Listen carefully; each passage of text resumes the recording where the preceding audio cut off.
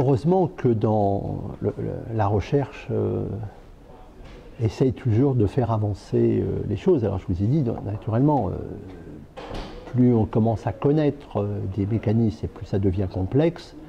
Néanmoins, on peut obtenir des voies un tout petit peu différentes. Alors, vous savez qu'il y a des nouvelles substances qui sont impliquées dans la régulation du glucose. Il y a par exemple la leptine que l'on a du tissu adipeux et qui permet aussi de diminuer l'insuline.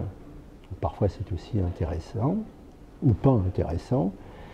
On travaille aussi sur les transporteurs du glucose parce que chaque cellule, pas dans tous les endroits, en tous les cas, pas dans le foie ni au niveau du cerveau.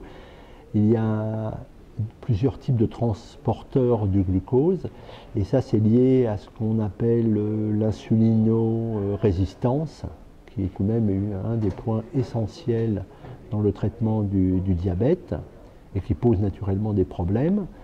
Il y a aussi des actions sur le récepteur à l'insuline lui-même pour essayer de pouvoir l'activer. Et puis, il y a des médicaments qui ne coûtent pas cher d'ailleurs, glucophages, comme la metformine, qui coûte donc, comme je viens de vous dire, qui ne coûte pas cher du tout et qui permet justement d'augmenter l'utilisation cellulaire du glucose. Il y a naturellement, comme je vous le disais au début, la partie cardiovasculaire est importante. Sous la partie vasculaire, puisque la première cause de mortalité du diabète éventuel non soigné est naturellement des troubles, des maladies thromboemboliques.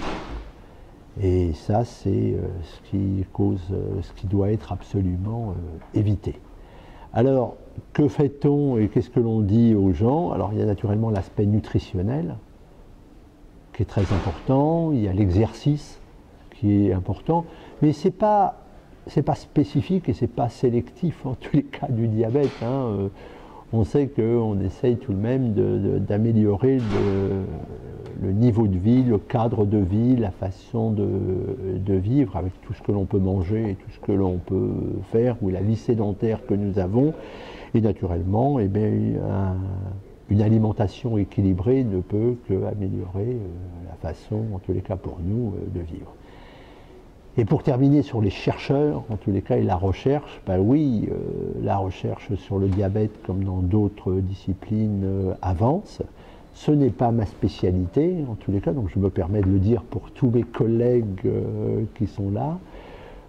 La recherche a besoin d'argent aussi, la recherche a besoin de l'aide de tout le monde pour faire avancer ce que l'on peut espérer obtenir, un traitement facile d'utilisation, peu coûteux, c'est quand même moins coûteux que celui qu'il y a actuellement, pour permettre aux gens de vivre correctement leur vie, malgré une pathologie qui, naturellement, comme toute pathologie, ne peut pas être obligatoirement soignée à 100%.